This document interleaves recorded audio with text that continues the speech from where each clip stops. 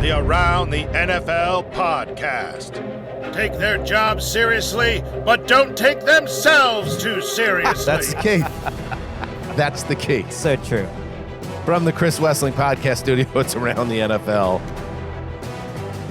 Dan Hanzus here, got the heroes, Gregg Rosenthal and Marc Sessler. And it is officially a new year. Same old show. Nothing's changed. For better or worse, this is the show.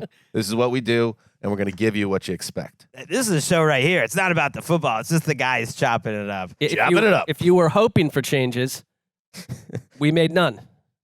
And there probably are a fair amount of Now, people if you want, listeners, and please let us know via whatever channels you can, for us to pull like a Radiohead and completely reinvent our sound in our second decade, we can try it. I just imagine it would maybe not. It's more likely that we do not produce, OK rainbows? Computer. Yeah. It's more likely Kid A doesn't. You're more likely to get Amnesiac than Kid A. So be careful what you wish for. Not that there's anything wrong with Amnesiac, but I think we're being transparent. Like our creative wellspring is challenged. Absolutely. You know who else is being challenged right now? Eagles fans. Speaking of, happy birthday to Colleen Wolfe. This would be the show she's typically on, but we got to give Connie her space. Yeah. Let Connie be Connie. Yeah. Because we say Summer of Connie, but it's really Connie's whole life is kind of a reality show that just doesn't have cameras around, except for when she's connected to the NFL. So Connie's doing something for her birthday. So we just want to wish. I think she's traveling. I thought she was like on an island or a foreign place. Yeah, I'm gonna let Colleen be wherever she is. Got you. And we wish you a happy birthday, Colleen. You're a great person and a great Eagles fan. So Connie, like so many other Eagles fans, absolutely a shot to the gut on New Year's Eve when you lose at home to the Cardinals, and their whole season is now kind of upside down. And that means there's only one thing to do. Like, how bad does this get? And that's why we're bringing back potentially the greatest segment we have. It's undefeated. Certainly the one that has the most kind of respect inside and outside the industry. Flashpoint Focus. Happy New Year to Sydney Carlson.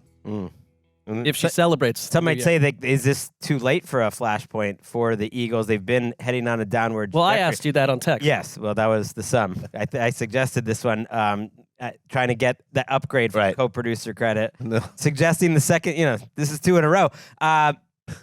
Could this change even more? Could it change in a way that the whole organization is different in a couple of weeks? He's so strange in some ways. In some ways, Gregg's a very strange man. He so badly wants to be part of the brain trust on this project that he's thrown in that line that I've thought of the last two. Like, I'm not trying to be part of it. It's just like I'm part of it. We are being nice to let you feel involved on this. Yeah. Because what Mark's instinct was absolutely correct. Yeah. If we did this after the Nick Sirianni is shouting at the Chiefs fan game, then it's a true Flashpoint Focus. So we're just kind of throwing you a little New Year's bone. Or that's the basic way to look at it. And we could see one of the most successful organizations in the entire NFL completely different in a couple weeks. So, and again, right, but we would have still have been ahead.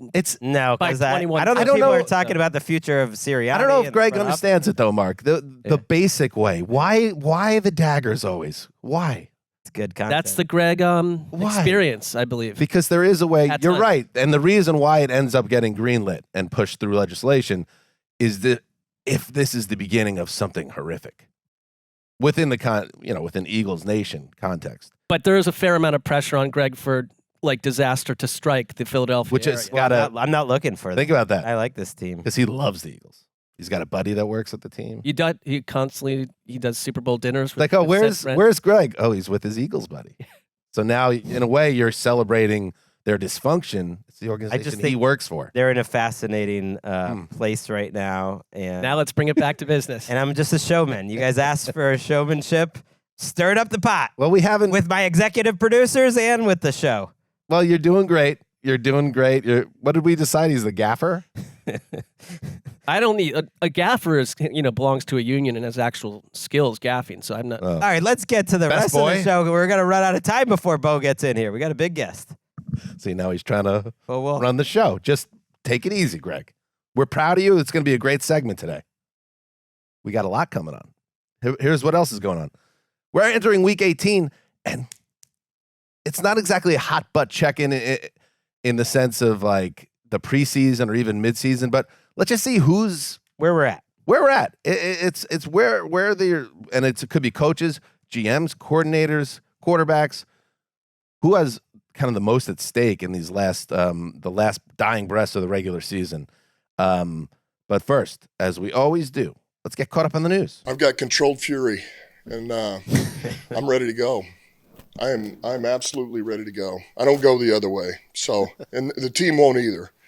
We're on a mission, and we're not going to feel sorry for ourselves and wallow in everything. We had plays to make, we didn't make them, and it's a tight game, a good opponent, playoff type atmosphere, and you got to make that one extra play that we didn't. And so we will use this as fuel. I got pure octane right now. I woke up, I'm ready. I love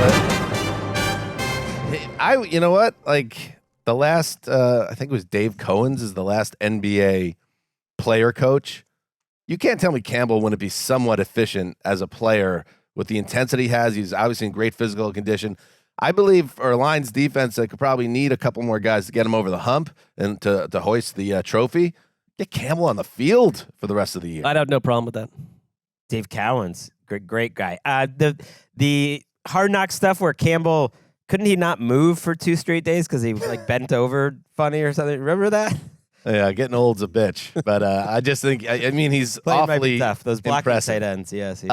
Let's get to it. Yes, he was initially his head coaching journey. Dan Campbell began with the Dolphins when he replaced Joe Philbin, and the Dolphins, man, what a setback! And their head coach Mike McDaniel deserves a lot of scrutiny because Bradley Chubb, who is a huge difference maker on their defense, who is just kind of hitting the stride as the player who they thought they were getting in that big trade with Denver. He's done for the year because he tears his ACL late in the blowout loss to the Ravens.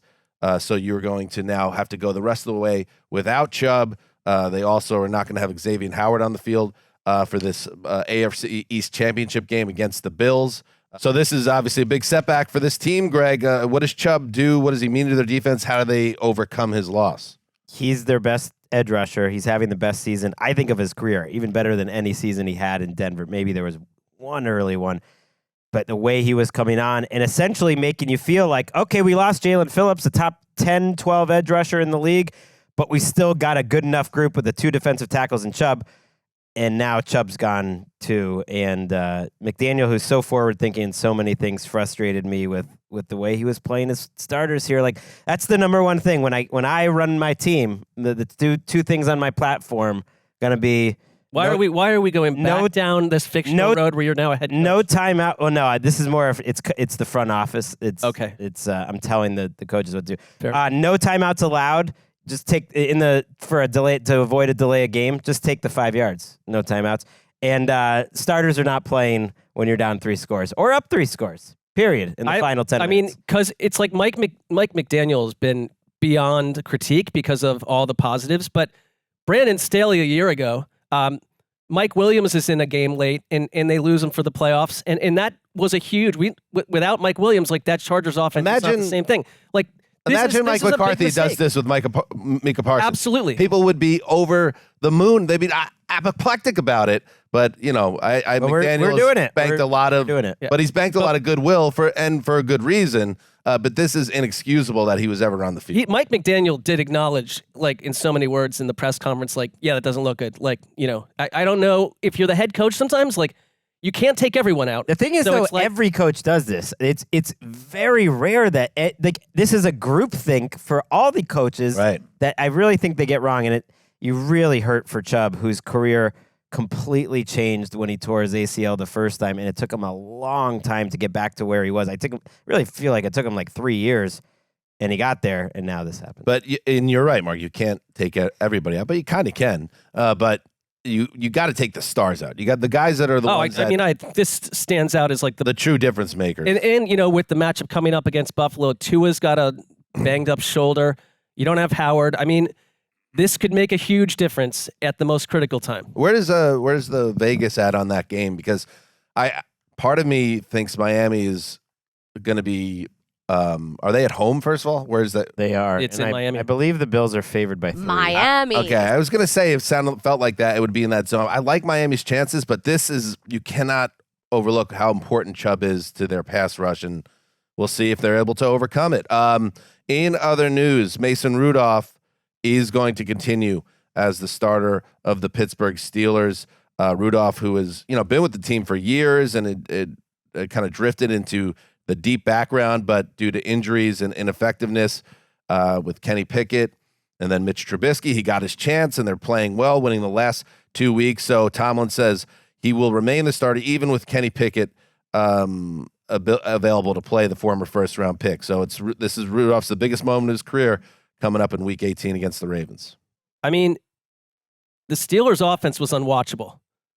Like wire to wire, even after taking Matt Canada out outside of one game. And in comes Rudolph throwing for 274 on Seattle, 290 against the Bengals. And I think it matters. Average 11 yards per attempt last. He's incredible. And he looks like a completely different version of the player that we used to know. And George Pickens in 2 weeks has 11 catches, 326 yards, and 2 touchdowns. And it matters how it's happening. They have an explosive element to their passing game, which was missing all year. Joe Flacco already has more touchdowns than Kenny Pickett did. Kenny Pickett refused to throw touchdowns. 11 yards per attempt, only 1 turnover. He tried, but I think he wasn't utterly good at refused. It. Yeah, intellectually. This feels worth at least just noting because Kenny Pickett's being benched here very clearly, and he lost the job due to an injury, which is unfortunate. But he is being benched, which is a big moment. I think when you're a quote unquote franchise quarterback, I think it raises absolutely fair questions about whether he's the quarterback there moving forward. You kind of get 2 years, and by the end of that second year, if it's not clicking, you are vulnerable, and Pickett certainly is. It'll be interesting to see, no matter how this season ends, where they go, because I don't think they see Mason Rudolph as the future. They like him, obviously, to have him around this long, but Pickett, they just have not been able to get it going with him. Let's talk about, big ep for Rest Stop. Let's hit a little Rest Stop. Rest Stop has their layers. There could be too much rest, not enough rest, and then just the idea of guys not playing, which they call rest. And now he's taken over Flashpoint. It's the need for the external power is impressive. Well, you created this one. I didn't. I'm just going down. I have no producer credit on this. I'm just talent. Well, I would say you were the motivation for this segment.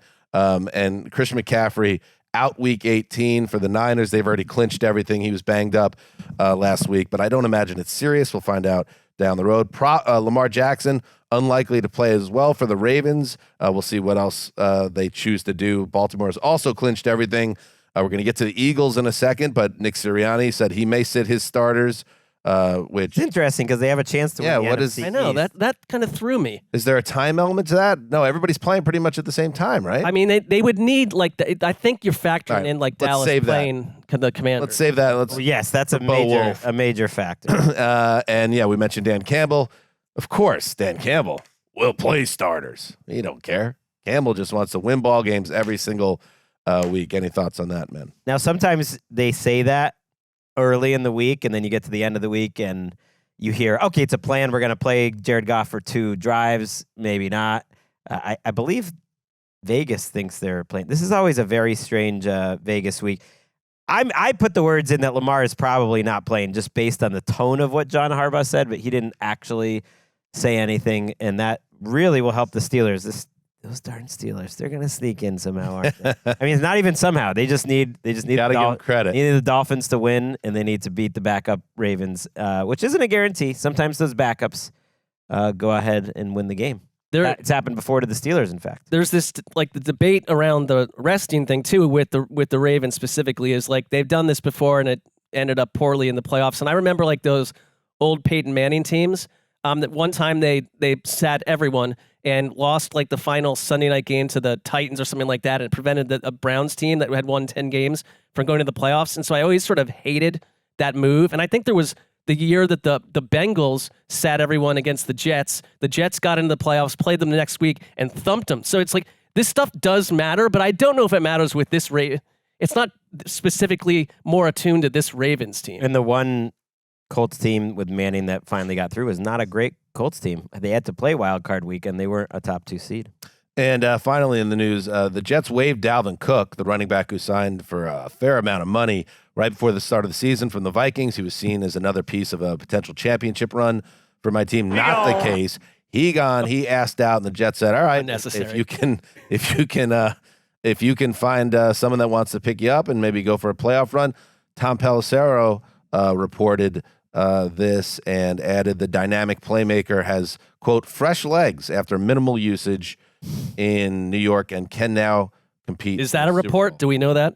The dynamic playmaker has fresh legs. That, I feel like that's refutable, but it did come from an insider, so take that as infallible. I believe he has the most carries, and it's not that many this year. What does he got? 67. Of any running back that has not broken a 15-yard gain. Yeah. So just that would refute it somewhat. I mean, I would say that someone's going to need like a running back to be kidnapped by a van. It could actually. He's not a crazy pickup for the Cowboys at all. I think one of the reasons they don't. You guys know how it goes with my team. He's going to get picked up by someone, and he is going to be a major factor in the playoffs, and we're all going to have a great old laugh about it all across the football media landscape. They got out of the money part.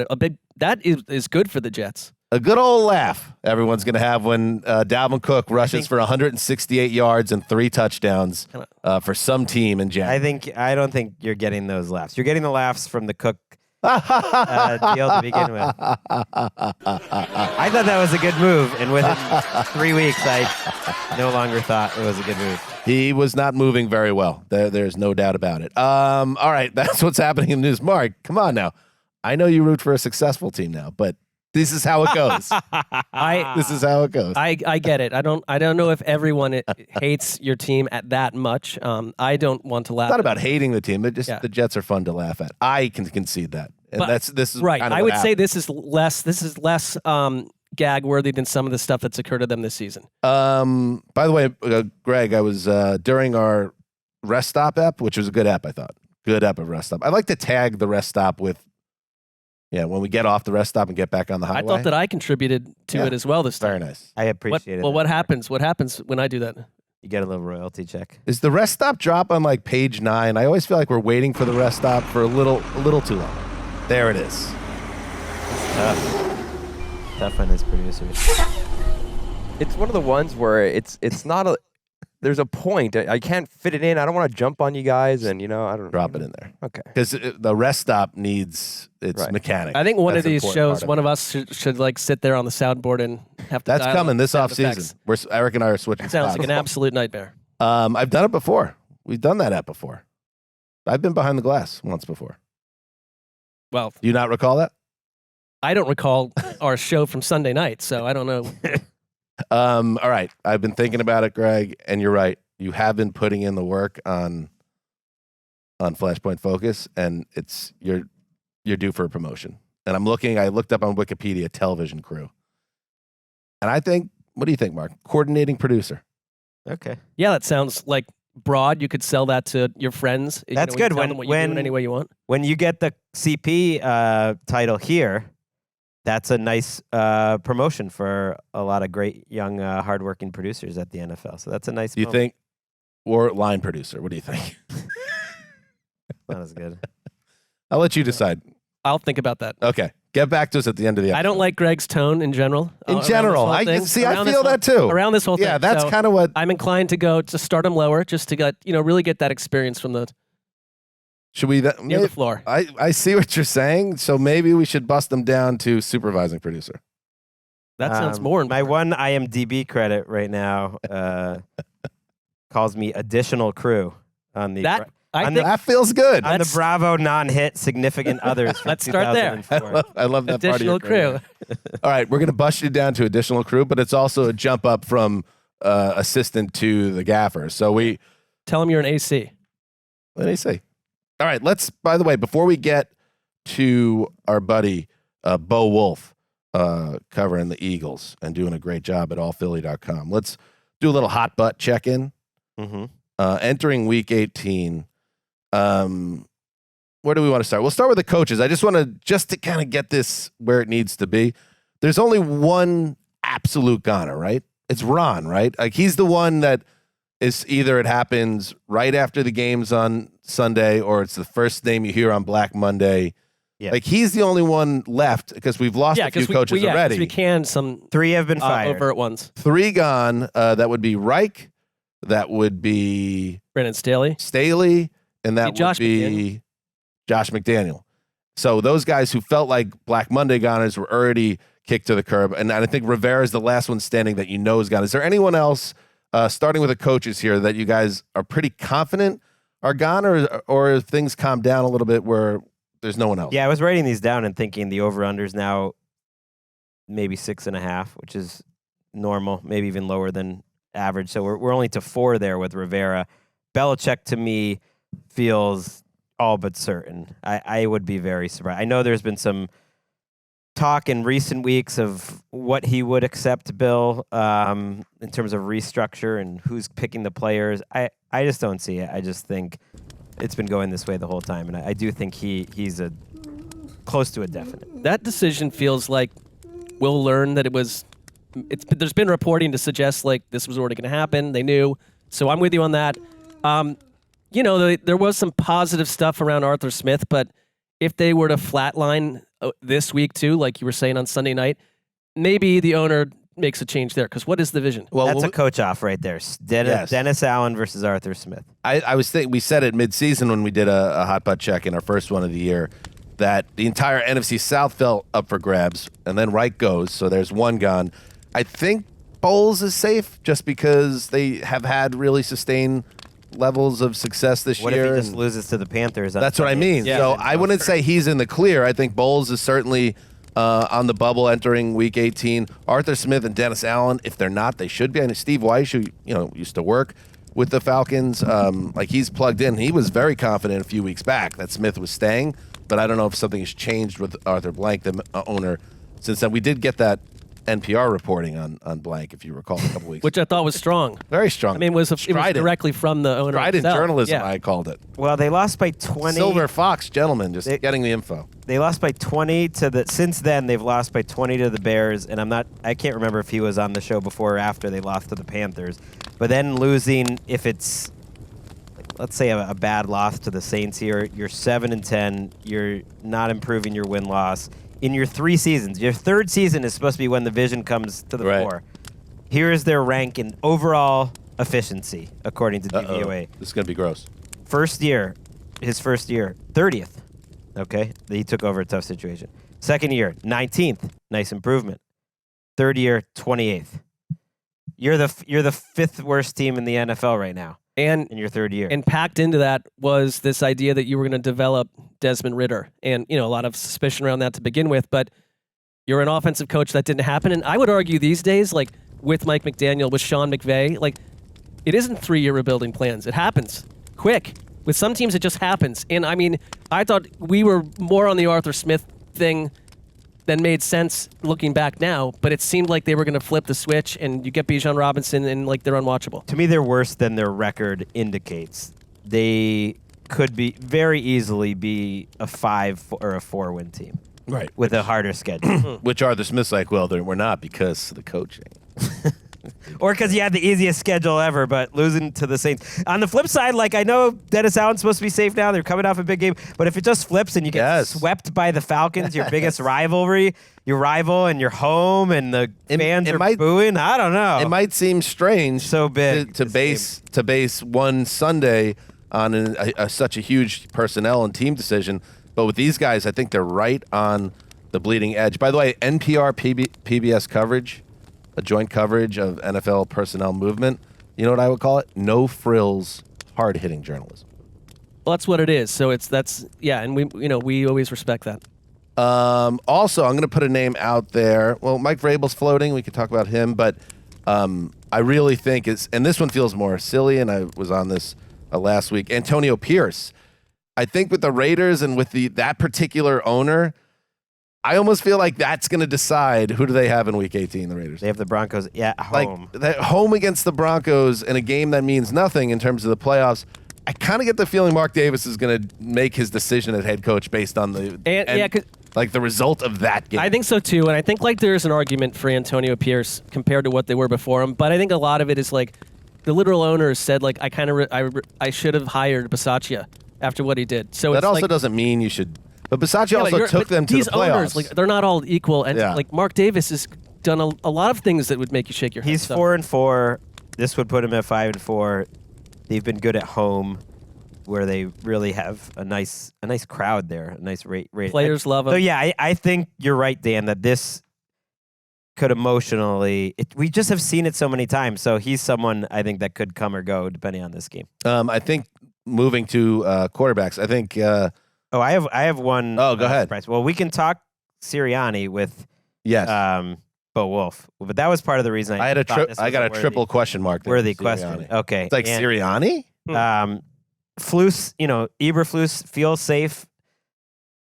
They're playing the Packers in all these games. Like if you got blown out, it's like okay, if you got blown out at the end of your season, could Eberflus go? And then I think the name I haven't seen out there a lot is Pete Carroll. They have one of the worst defenses in the league. They've a bottom 5 defense. He's a defensive coach. They've had a below average defense for 7 straight years.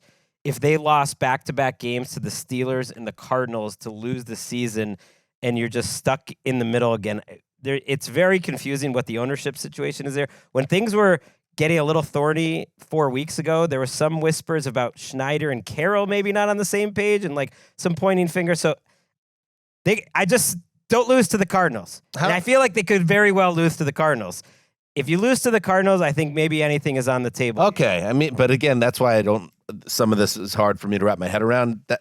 I'm so freaking jacked. That was like 2 weeks ago, and I think Pete, he's still got he has a track record. He's still youthful, at least in spirit and in body. And I think that if you give him better players on defense, and maybe they're all his better players, and they've spent so many resources. Schneider, don't fire Carroll because I think he's a good head coach. Give him better players, and maybe we got to hire someone better too. Like it depends who becomes available. In some of I hear all that, but I just think when you're a defensive coach and you just don't have answers, and there's 2 guys in your divisions who hand it to you 4 times a year, and you're kind of using stale thinking because you could say get better players. Who is the draft picks, free agency? They've spent a lot on that defense to be really bad. That's all. Right. How about a defensive coordinator that you let him call the plays? They've been rotating through they have been. They've been rotating through. They've fired 3 or 4 because their defense has been bad. Different locations. I think it's one to throw out there. What if the Bills got blown out by Miami, and then there's a bunch of negative energy and stuff happening? Is Sean McDermott 100% safe? I don't think so. I think Sean McDermott is a someone, grizzly blowout. Like I'm just saying, if all these teams we're talking about, we'll get into with the Eagles. A month ago, everything with the Eagles was looking wonderful, and Nick Sirianni was this guy that everyone from Philly responds to, X, Y, and Z. And McDermott had that one little incident. He's been great overall, but it's almost like that doesn't matter. These things always sort of end badly. They just won their 10th game. I would say he's 98% safe. It seems like a super surprise to me if it would happen, but I feel like we get one of these surprises. It also just depends. That's why I want to throw out Carroll. I was trying to think of who would be a surprise, and he would make sense to me if they lose, and I kind of think they're going to lose. Wink Martindale, by the way, just as a coordinator, I do feel like this will be his final game after that Glazer report and pretty lackluster performance. And yeah, Joe Barry is probably finally coaching his final games with the Packers, but we'll see how the end of their season goes. I'll throw a quarterback out there. Justin Fields, how the year ends for Fields. I think he's already put enough on tape in the back end of this season, in my opinion, that they should keep riding with him. But with the fans calling for him to stay, and with the locker room backing, they want Fields back. If he has a big game to close the season, I feel like the Bears are gonna have a hard time going in a different direction. I think they're gonna have a hard time because the fan base would be split on that. But if the entire football community falls head over heels about one of the rookie quarterbacks, which happens every year. They will, yeah. So it's more like you're just weighing that's A versus B. So that's, Caleb Williams and maybe Drake May are going to be viewed as as the best quarterbacks to come out since Lawrence, maybe like 2 or 3 years, that level to pass on him for Fields. But I'm with you that this week, it's so fascinating. They are really, and we'll talk about it Thursday, but they were really set up the exact same way the Lions were a week ago heading into week 17, where they've had a ton of momentum. In this case, it's a defensive coach whose defense is playing well, and the offense is also playing better. And if they beat the Packers to knock the Packers out of the playoffs in the final week, I agree. I think it's going to be difficult. Very hard for them. Jump off that feeling. And I think it would be progress. It would be an incredible situation for the Bears to be in, because even if you don't think Fields is the Messiah, that like when he was drafted and they were all getting excited about it, and rightfully so, if he's just merely good, you have this incredible leverage of having the number 1 overall pick after having the bounty that you picked up from the Panthers last year. You can do it again with another team desperate for that number 1 pick, and you could really and you build could just, a move young down nucleus. to 3 and like take one of the receivers and get a bunch. If they play this right, if they decide they like Fields and then play it right with in terms of the trading of the picks and who they take, they are a potential juggernaut. They're not far away from that happening. One of the greatest like oral history, like long forms I read was when Cleveland talked themselves into not drafting Big Ben because they were obsessed with the fact that they had signed Jeff Garcia in free agency. So it's like the other side of it is that Fields just stays him.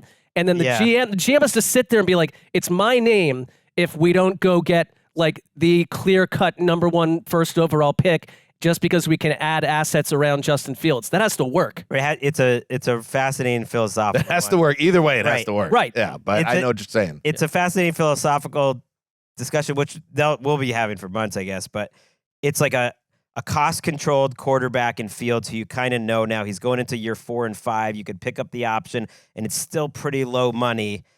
And let's realistically put him somewhere, if we're even being a little generous, in the Kirk Cousins, Ryan Tannehill, not style-wise, but maybe you're not a top 10 quarterback for most of your career, but you're sort of on the edge of it, and you're better than average. I kind of think that's where Fields is and where he's But he also has the skill set. He does some special and he could things, get better. A Josh Allen type skill set. Right. He could get better. I just mean like the level. Like if you're quarterback 10 to 12, or would you rather have the number 1 overall quarterback and that contract and everything? And I think it matters that they said, we're going to go get you a big-time wide receiver, and then DJ Moore came here and was absolutely as advertised and has been a big-time star for them. So he's shown, give me guys, and I'm gonna produce. DJ Moore was like, why are we talking about getting a different quarterback? Right, and then We're if you good. put DJ across from Marvin Harrison's son, and we are cooking. That's it. I'll stop. I think a lot of Bears fans are on that page, though. Doesn't mean it's the right one, though. Fans make mistakes all the time in judgment. No, they don't. Yeah, you're right. We're just a couple guys at the bar. All right.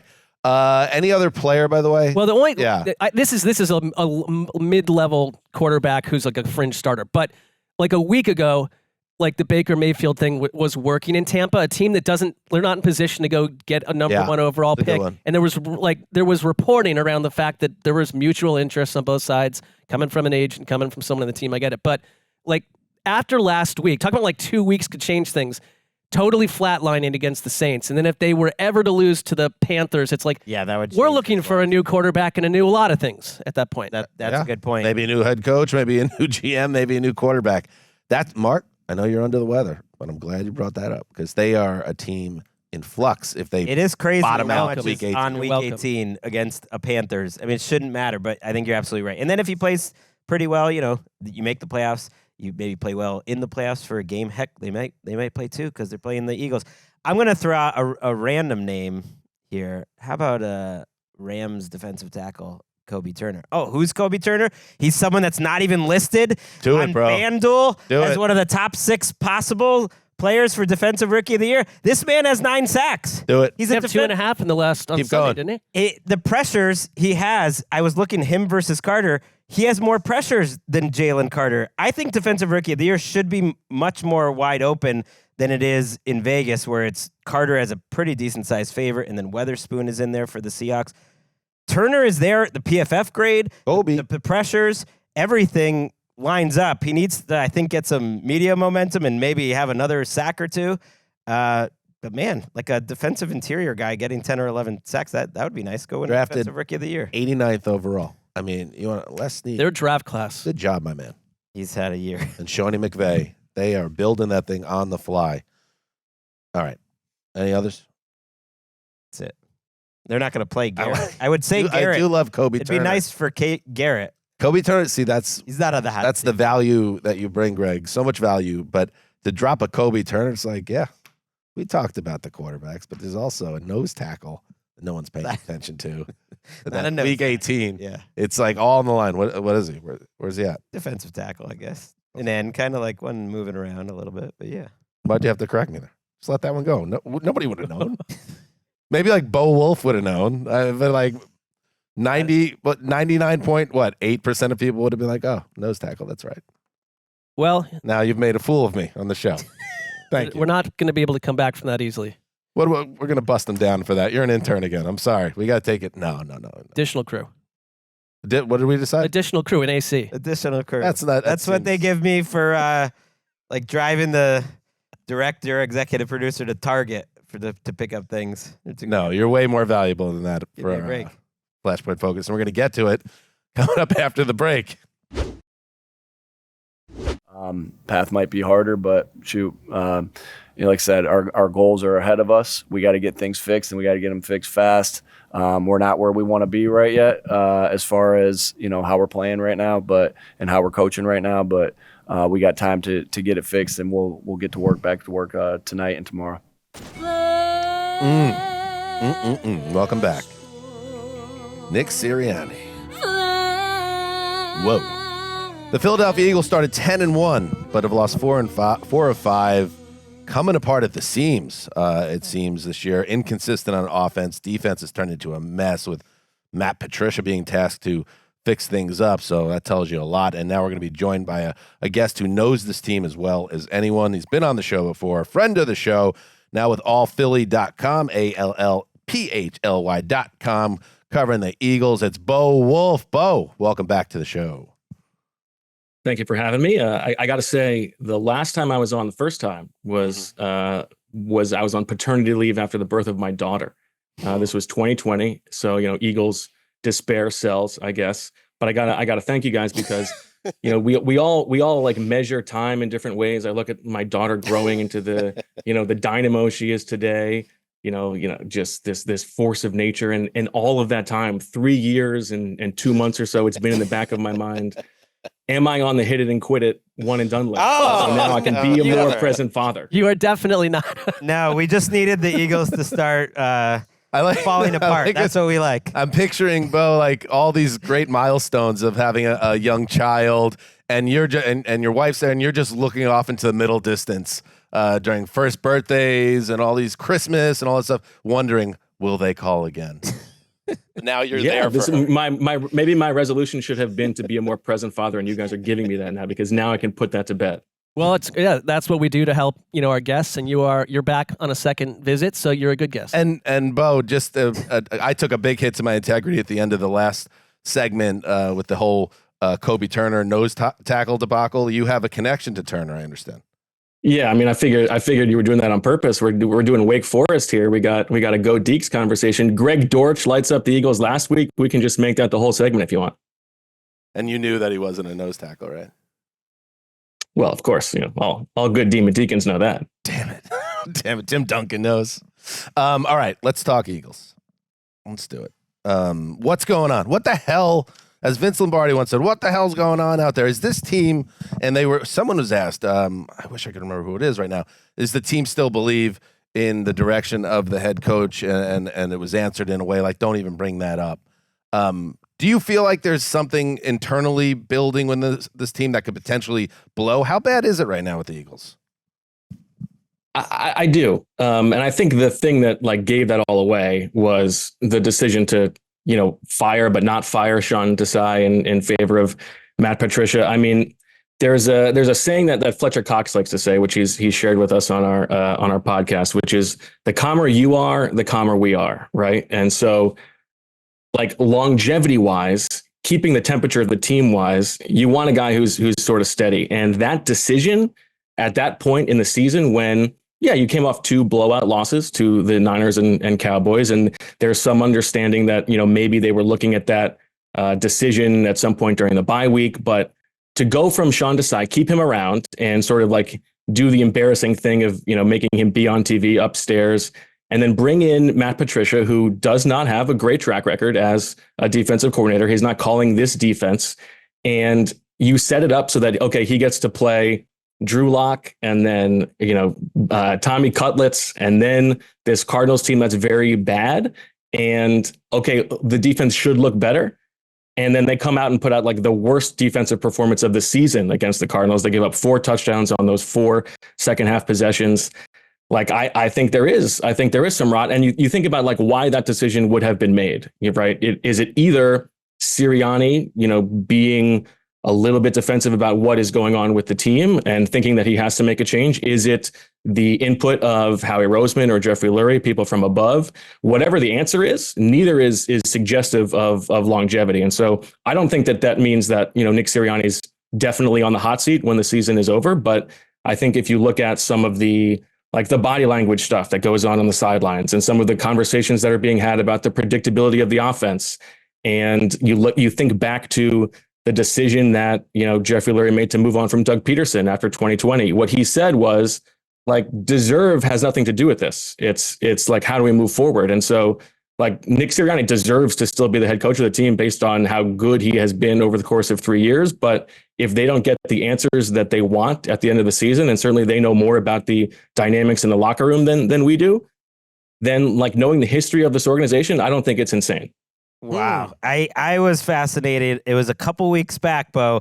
You guys, I think it was after their second straight loss. You guys, even then on your podcast, titled the pod something like, should Sirianni be on the hot seat? I was like, whoa, PHLY going all hot take like WIP over there, you and Zach. Well, and I will share with you, Zach, my partner, Zach Berman, he did not like that. And I can't imagine it. But and now the here we idea are 3 weeks later. Right. Well, and the idea was to indulge the worst case scenario. And at that point, like the worst case scenario was like, there's no way they're going to lose 3 of the next 4, but then they lose to the Seahawks and the Cardinals. And you see the way that things have gone.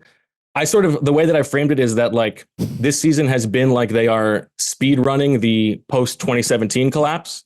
And so like the first third of the season was like the 2018 season when they were still good, getting by on winning close games and like a borderline a contender. The middle part of the season was like 2019 when they were relying on all these old guys and like just okay enough to make the playoffs. And then the 2020 season was like doubling down on all these people who brought them, input in the coaching staff, all of this turmoil, and all of a sudden things blow up. So, my sense is like the most of the players in the locker room still like Nick Sirianni. I think there is enough of a track record of him being a very good coach. Like I think he has been an underrated coach for the first 2 years of his career. I don't think he gets enough credit for what he did last year. But like I think the long-term concern with Nick was like all of the highs and lows. Is that something that is going to last for a long time? We're seeing right now, like, is that working? I don't know. I think it's going to be like, what is your plan to fix things if this goes as bad as it looks like it may go? And if they don't get the answers they like, remember when they fired Doug Peterson, it was like a week after the end of the season. They said that he was coming back, and then they sort of went back and changed their mind. We'll see. We'll sort of see what happens. I thought it was interesting. I mean, to have the moment of complete meltdown happen against Jonathan Gannon's Arizona Cardinals team where they controlled the ball for 40 minutes. That's unusual for an Eagles defense in our time doing the show, or as an Eagles fan in general. And Shane Steichen is Coach of the Year material in Indianapolis. So part of the job of a head coach is to find the best people to take over when coordinator absences occur. I mean, I always thought that, like, if anything, Brian Johnson, who had been tagged as Jalen Hurts' friend and coach and mentor going back to high school, that seemed about as seamless as it could be. And it's not been the case. Hurts has been a different quarterback this year. And tell me if I'm wrong, but I feel like in some of these press conferences, there seems to be almost coded language of concern about the team in general. And like Hurts a year ago was like the leader of the year, and everyone talked about how he unified the entire locker room. Where are the players in all this right now in terms of like disenfranchisement? Because I feel like on a weekly basis, A.J. Brown is melting down. Hurts seems gloomy. It just seems like the energy around the Eagles has bottomed out.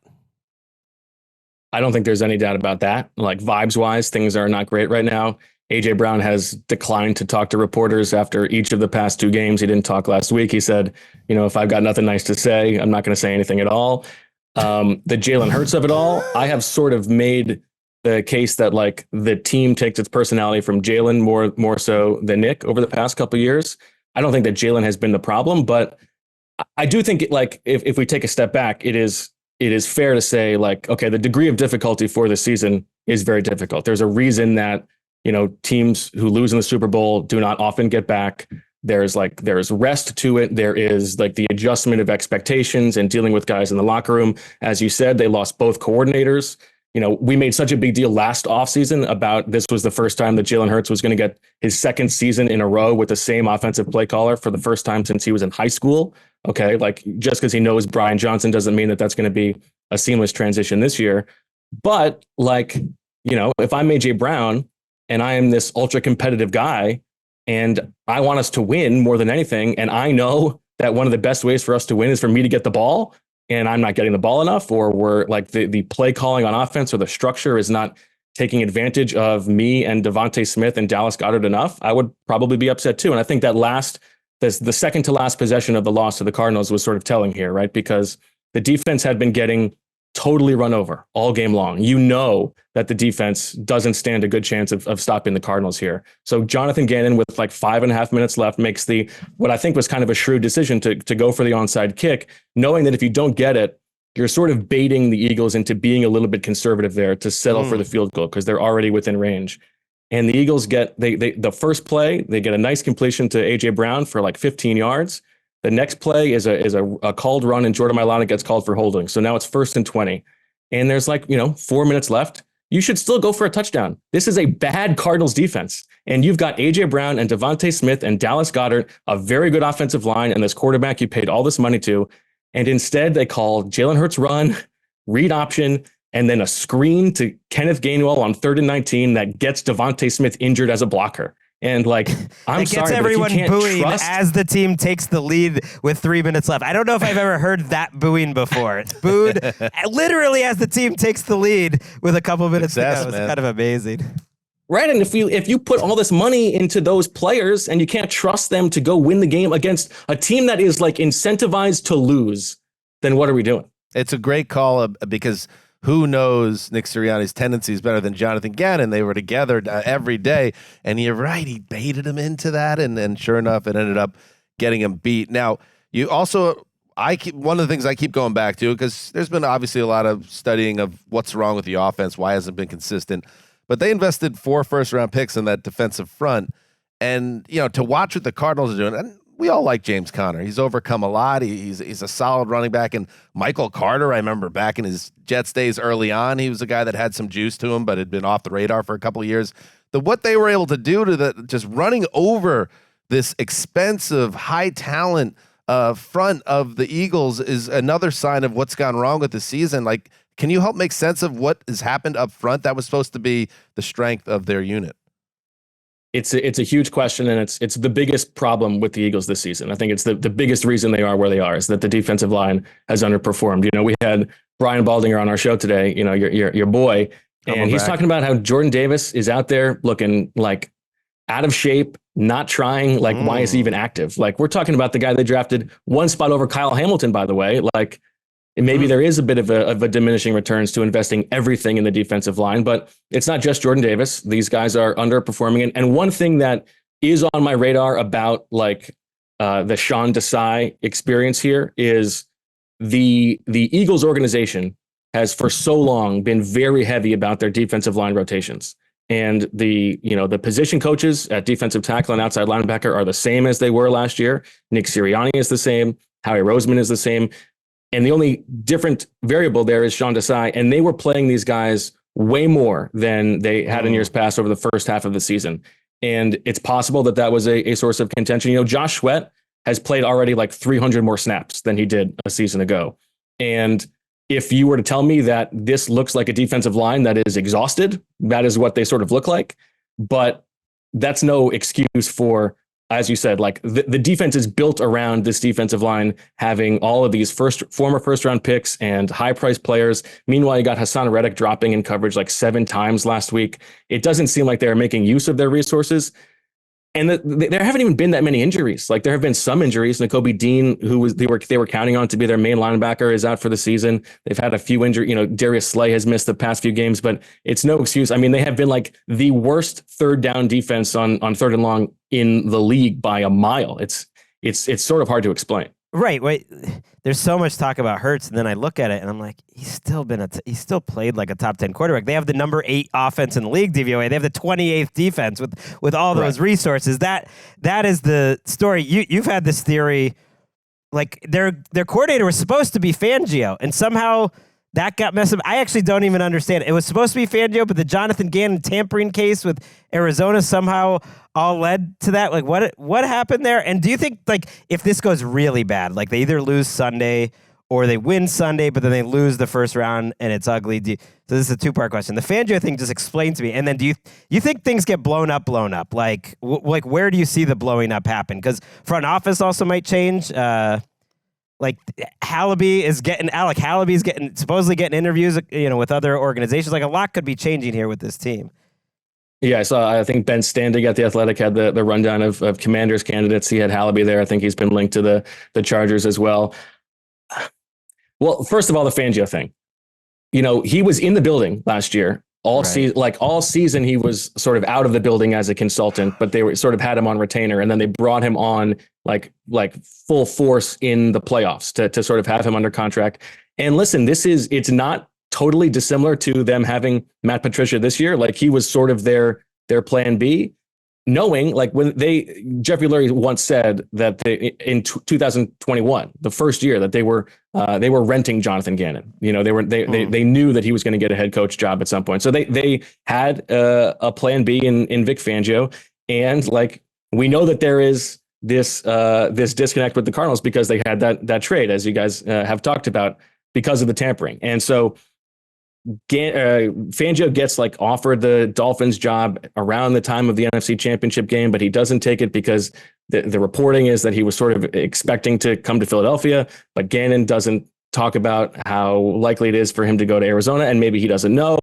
Still, for all intents and purposes, the Eagles expected that if Gannon left, Fangio was going to be their defensive coordinator, and Fangio has said as much, that he was expecting that as well. And so then all of a sudden you get in the situation where you've got to reach for somebody else, and they go for Sean Desai, who is the Fangio disciple.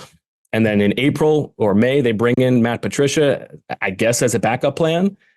And I don't know. It's hard to know exactly whether that decision to change things midseason was a Sirianni decision or a Howie Roseman or a Jeffrey Lurie decision, but it's indicative of they were never really all in, I think. Setting aside like putting him on TV, which is just like you're sort of just embarrassing the guy. It's hard to get over. And then if things go really badly, if they lose in the first round, on the road to an NFC South team,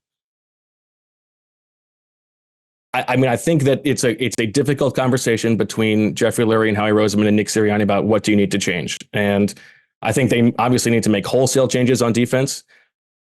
My understanding is everybody in the building really likes Matt Patricia.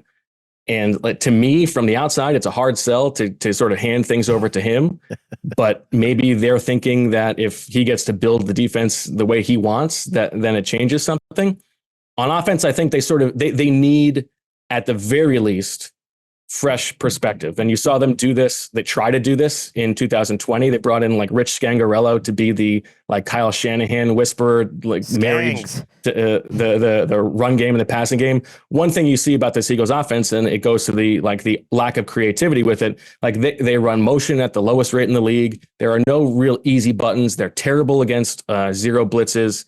They need fresh perspective. And so maybe that's, Nick Sirianni saying, yeah, I agree with that. I need to get back to the drawing board. Who are some people I know around the league? It's not a new problem to have like the brain drain of backfilling your coaching staff after losing your top lieutenants. But I wouldn't be surprised if they're trying to bring somebody else in. Again, like deserve doesn't necessarily have anything to do with it. I think if there is real dissension in the locker room between the players and Nick Sirianni, Howie Roseman is going to choose the players over the coaches. And I think that what we know, like of a decade of watching the way the organization is run, is that the reason they think they are successful is because of what they do, personnel wise. I think that of the three most important people in the organization, Sirianni, Hurts, and Roseman, Sirianni is the least important in Jeffrey Lurie's mind. Well, Dom is first, and then Naturally. Listen, this losing streak coincides with Curse of Dom. Yeah. Curse of Dom. I floated it. By the way, there's a different team seemingly every January that's like having the same conversation. Man, we really like Matt. Like, he's a good guy around. He's a friendly guy. I don't know if we need to have him around, though. Well, meanwhile, like there's been this long feud between Darius Slay and Matt Patricia. Like, you meet Darius Slay the first day you meet him.